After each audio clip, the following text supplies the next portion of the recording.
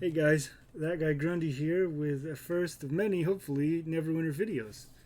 So today my video is basically a new player video. It can be used reference for returning players such as myself, just some basic information to know to help make your time in the game a little more enjoyable, and just some basic information that could help you along the way. I know there's a lot of stuff out there of what to do. It can be overwhelming in any MMO, this game and any other one. So it's just kind of a quick roundabout video for some stuff to learn to help make your adventure a little more enjoyable. So obviously, Neverwinter is a free-to-play game with purchasable items. I wouldn't say it's pay to win necessarily. It's more pay for convenience, and you can pay to speed up the process of certain things. But it's a free-to-play game, so that is something you have to take into consideration. A lot of the items that you can purchase with real money can be bought and sold off the in-game auction house with in-game currency. So even if you don't want to spend a dime on the game, it is possible to have best items in the game. I've known a few players who have done it this way. It just takes a little bit longer. Alright, so the first thing we're going to get right into is there are a few purchasable races that offer different racial abilities that could be, more beneficial to your job role, whatever you want to call it. But they're very minuscule to the point where I would say just because it offers, for example, Dragonborn offers increased damage, more healing, stuff like that. Not much, but it is a stat difference. If you're looking to min-max, obviously you'd want to get this, but I would always suggest just play the race you like. Every race can be every class, so I would pick something you're going to want to stay looking at for the many hours you're going to be grinding in the game. So we're just going to go over a few of the races here. We got the Dragonborn.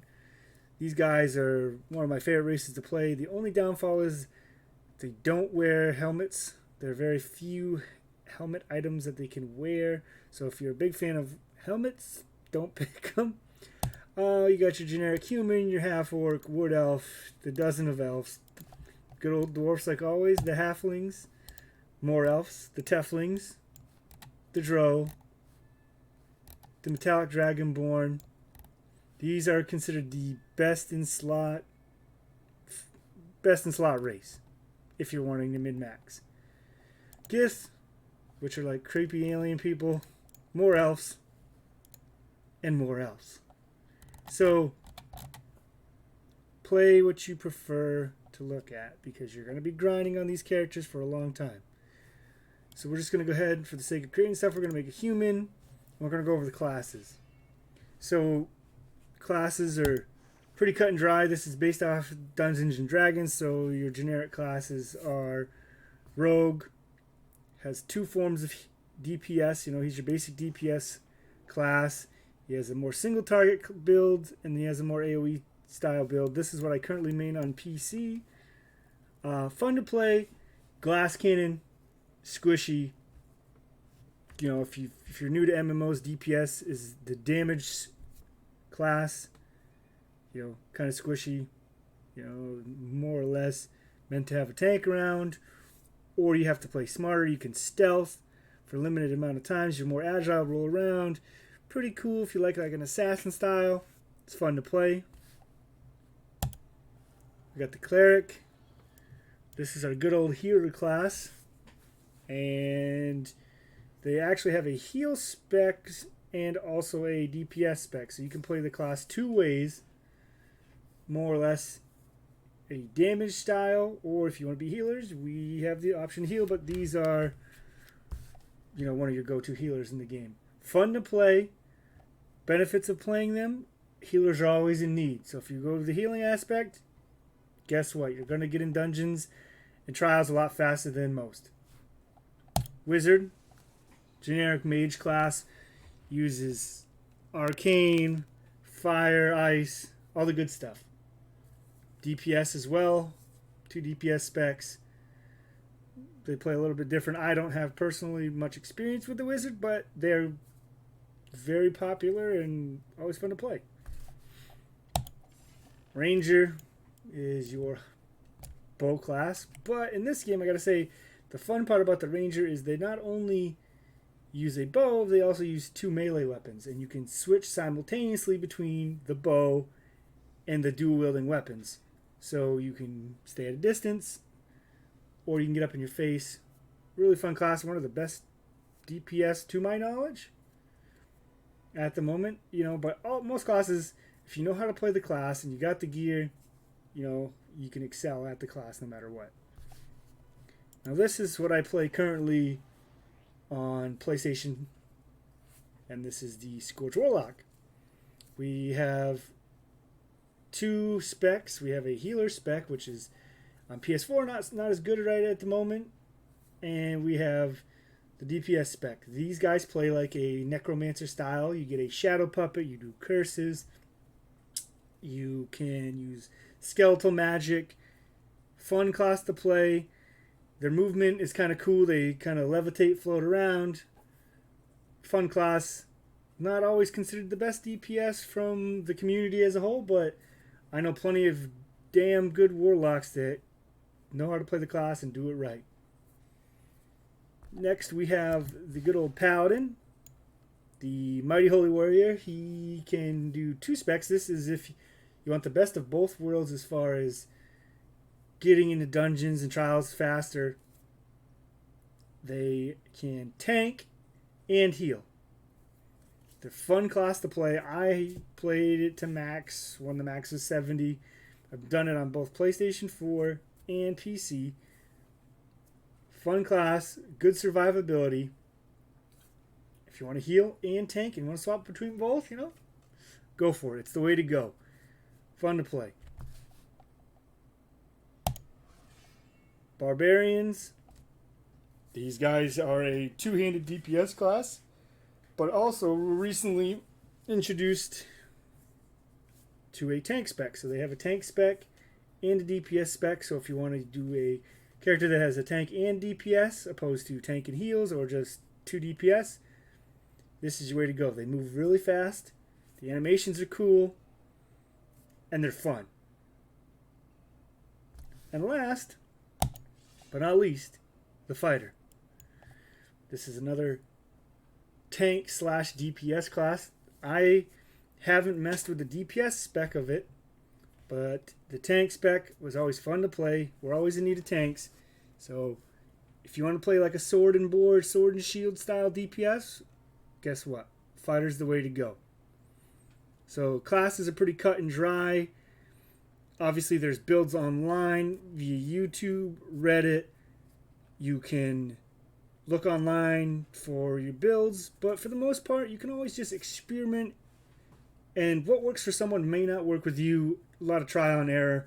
If you're looking to just cookie cutter, then you can look online. There are plenty of good streamers that do great tutorials on classes, like Garlanax does great Warlock videos, Ranger Reek does Ranger videos.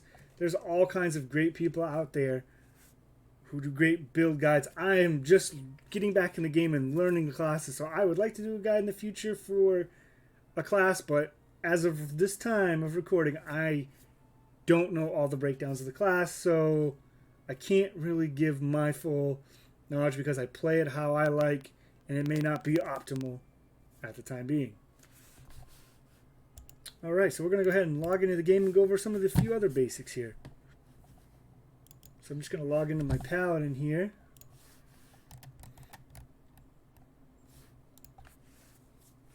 I'm going to go over some of the basics here. So if you're curious about class changes, if you're a new player or returning player want to learn about it, they have the good old welcome screen when you hop in. You can go over it. Calendar with all the events. There's always some events going on. Make sure you keep an eye on it because you can make decent money, or there's double professions, double refining, double things that you'll learn along the way. There's your dungeon queues like always. And there's leaderboards. Alright, so we're going to go over some of the basic stuff in the game here. If you're a returning player, You may remember it, but if you're new players, just some basic information that you're going to want to pay attention to. Okay, so first thing here, this sparkly trail on the ground is your best friend. This is going to take you to the quest you are currently tracking. So if you're ever lost for a quest and you're looking on your map and you can't seem to find it, just remember that the majority of the time, the sparkly lights take you to the right spot. I know it sounds like a simple thing, but a lot of games don't offer it most of the time, but it does come in handy. So if you're lost, as you can see here, you got the sparkly path, follow it to the quests, and it'll take you where you need to go. Next, current thing you want to do, always, always, always, invoke whenever you can. When you create your character, you get to pick a deity or god or whatever you want to call it to invoke to, which you can do a few times a day. As you can see up top, I have the up here on the mini map there. It says Control I for PC. I believe it's the D-pad for Xbox and PS4. And what you do is you can invoke, I believe it's 4 times a day. No, it's like 5 times. Let's see. So you invoke, and you get right here. So you can do this ritual a few times a day. It gives you a couple goodies. It gives you XP. What's called rough astral diamonds, which is the currency in the game to buy things off the marketplace and vendors, stuff like that. And it also gives you these 2 coins which can be spent on consumables, potions, and crafting items, etc. And then this blessing here, Evocation's Blessing. Using this gives you buff blessings. And I'll go ahead and use one of those too. So basically, you do this as much as you can. You can tell when it's available, because if you look up top in the right-hand corner there, it says I have 14 minutes before I can invoke again. Always, always, always make sure when you're playing, and if it's available, use it. There's nothing wrong with free XP and free money. Okay, so next, also, sell the loot that you're not using. Always sell it, because you can get what's called astral diamonds. Always, always, always. See here, I have 32,000 astral diamonds. Sell it so you can make your money, just like your generic game, gold, whatever you want to call it. This game has gold, and that's used for removing enchantments and stuff out of gear, but the real money maker here is astral diamonds. That's your main currency for auction house purchases, everything like that. So also, you know, doing your dailies, make sure you always do your daily dungeon and do your daily skirmishes, because you can get daily dungeon chest keys and you'll get currency, etc. And you can get what's called rough astral diamonds, which is basically unrefined currency, and you can refine so much a day. 100,000 a day, and basically you'll get it, you'll refine it, and you'll get it, turn it to regular currency. If it seems kind of complicated, it's just like unfinished money, finished money. So you're always going to want to min-max your money, right? You always want to make money, so make sure you're refining every chance you get. Next, another thing. This is called VIP. This is basically the subscription to the game. It's not required, but it is worth getting, in my opinion, because it does offer some benefits that'll make things better along the way. You'll get, there's 12 ranks of VIP. Each one offers a little more benefits, and you can max it out at 12. They always have sales going on. And basically, you'll get daily rewards. Also, you receive every day this currency, or excuse me, not currency, two items, 2 satchels. One right here, VIP character rewards. This is per character every day. And gives you items, potions, reroll tokens, because if you want to change your spec, you know. And this one here particularly used to reroll rewards of high level dungeons, skirmishes, and trial end chests. So when you get the fat loot at the end, but it's not something you want, re-roll it. Get something else worth getting. Once again, you don't have to get it, but if you're enjoying the game and you want to invest a little money into it, I suggest this to be one of your first things to get. The second bag it gives you is, if I can find it here. Guess I'm just blind as a bat, guys. Oh, actually, I grabbed it on my other character. I'll show you this here. I change character. Because the character bags you can get once a day per character. But there's a purple bag that you get per account once per day. And that is right here. VIP account rewards. Each day this gives you what's called an enchanted key. It opens up any magical lockbox. The lockbox is changes depending on the current patch or mod. But you can buy lockboxes from previous mods if you're looking for something specific. So I have a bunch of lockboxes here from previous ones and the current one right here. So what this does is you have a chance every day at winning one of these rewards. And some of these items worth millions, or they could be a significant upgrade to your character. So always, if you can, you want to get the VIP, make sure even if you don't have time to play that day and you have VIP, log on, get your key, and you know what? We'll open a lockbox on stream. Boom. So we open it up. We got Jadeite for refining, which we'll do a video on upgrading character gear. This basically helps upgrade gear. Enchantments, basically gems or items you would put in your gear to give you stat bonuses. And then we have major surplus equipment voucher. And this is for guild activities. So always do it every day if you can. Even if I'm not willing, I'm not playing today or I'm not in the mood to play, I hop on, get it done. Another big thing to know, try to find a guild. Because even if you're not the most social person in the world, the guilds offer boons, which are buffs, that will help you out along the way. Sorry, I'm used to playing on console, so I'm remembering the keybinds here. So, Guild Stronghold. You get buffs depending on the level of the guild, the more perks they have.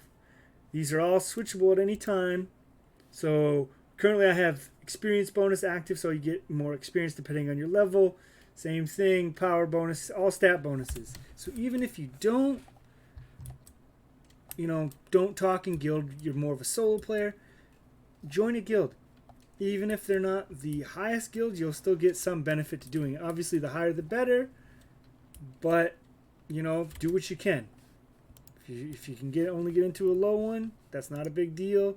You'll still get some buffs, and there's participation you can do throughout to help grow the guild if you so wish to do so.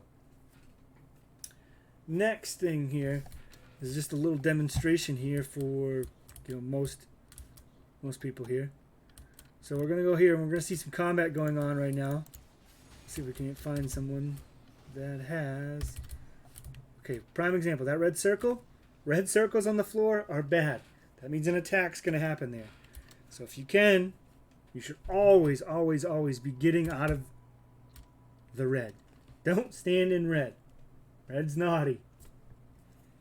Okay, next. Companions. These are your buddies. These help you fight. They give you stat bonuses. You will level them up as you adventure out in the world. There are plenty you can get through quest lines. Obviously, some are offered through other means, through lockboxes, etc., which you can still purchase on the auction house. But companions are your best friend. They start at basic rank green, which is the lowest. and then they will work their way up all the way to orange or gold, whatever you prefer to call it, which is their max, and that is max rank 40. Basically, what will happen is they will level up as the experience bar goes here. Then you will go ahead and send them away for training, which will upgrade their bonuses they offer you. Another big thing along the way you're going to want to learn is bonding runestones are your best friends. You're going to want to get these max when you possibly can.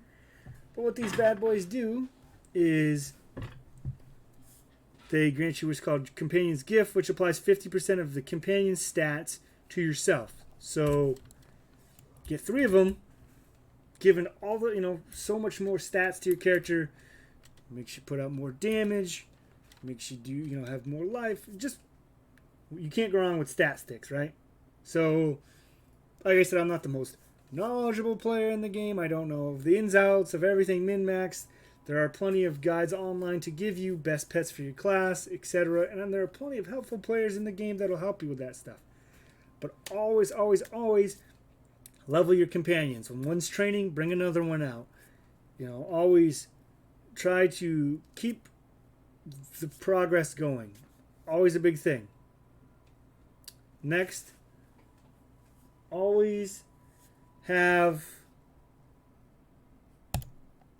gear on them if you can. If you have companion gear, if you come across it, always make sure you equip it. I tend to forget a lot of the times, but make sure you put it on there, because if you're using the bonding stones, it does help you. Next, another big thing, like I said, I'll go into some of the stats and everything in a different guide, but this is kind of just the generic information. Don't worry about, me personally, I wouldn't worry about stats until you're level 80. Basically, the game will recommend you gear as you go. Just equip it and keep progressing. The campaigns give you plenty of gear. They will help you get through.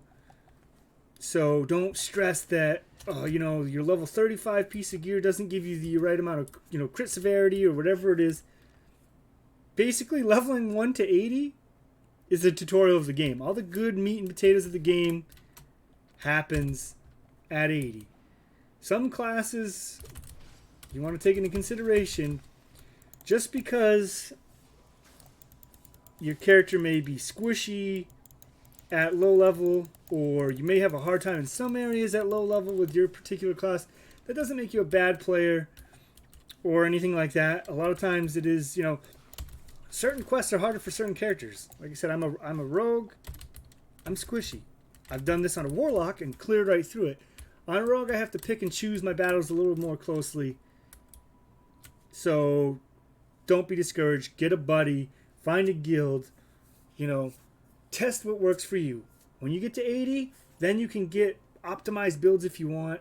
But the biggest thing is, make sure you put together a play style that works for you. Obviously, in endgame, if your DPS isn't meeting checks, or your healing's not doing good, or your tanking's not good, and you have questions, there are plenty of Twitch streamers, myself included, or videos, or Reddit, or the forums. The information's there. You just got to look. So don't be discouraged, but also don't be scared to do your own thing.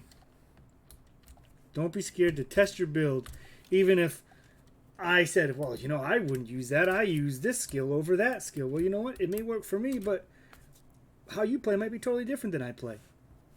So I just want to, preface that real good. Play how you want to play. There's plenty to do in this game. This game does have grinding aspects, so keep that in mind. You're not going to get gifted the best items in the game right away. You got to work for it. And that's how MMOs should be, in my opinion. Okay, another kind of basic thing here. Mounts. You'll get a mount fairly early in the game. Mounts offer more than just fast movement for you. We're going to go ahead and make your way through here. And we'll go ahead and go over a little more mount information. And if I kind of seem like I'm all over the place, guys, keep in mind this is my first video guide, I guess, I've ever done or I've ever put out there. So I'm sure I'll get hate for it or flack or anything I missed. But make sure you guys let me know in the comments, you know, what you think or what I can improve on, because I'm looking to start doing this on a regular basis and put out some good information. But anyways, back to the mounts. Your mounts here. You can change your mount. I have a few. Each mount offers select a few powers. You can change them depending on the mount you have. Obviously here I have defense. If I had more red, I could select the red power. I have epic movement speed. But certain mounts offer certain powers, so as you go along the way you can acquire it, and it's another set of stats that'll help you along the way. And then also in your stable here, I just started playing on PC again, so my insignia slots are not all filled out, but these also you'll get along the way give you more stats, another set of buffs. I'll do a more detailed video on this later down the line, but always have a full stable and put insignias on all your pets. You gain a boost from all of them, even if you're not using it. And that's, unfortunately, that's not the same for companions. But for mounts, if all of them have insignias, you get the bonus from all of them. And try switching around the insignias until you get a bonus. If you see here, like I have Warlord's Inspiration, your summon companion does more damage. You know, they do tell you set bonuses, or depending on which ones you have. So don't be scared to mess around with them. As you can see here, we can go ahead and put them here and get what you need. And another thing for later down the line is you always want to go through and do campaigns. My campaign completion is very poor on this character. Like I said, I just came back. These give boons, which are another form of stat buff. I know you're going to hear the word buff a lot, but they're going to give you, it's like another skill tree. So you're going to want to go ahead and clear old content and get that taken care of to get your boons so you can fill out your boon list. So I know it's not the most information out there. It's not probably the most detailed guide you've ever had or anything like that, but I'm almost hitting the 30-minute mark. So I just want to say, you know, if I need to, I'll do a re-edited guide later down the line. If you have any questions, feel free to put them in the comments. Don't forget to like, comment, subscribe, all that good stuff. Check me out at twitch.tv/thatguygrundy. And yeah, hopefully you enjoy the game. I'm going to try to do regular videos, and catch you guys next time.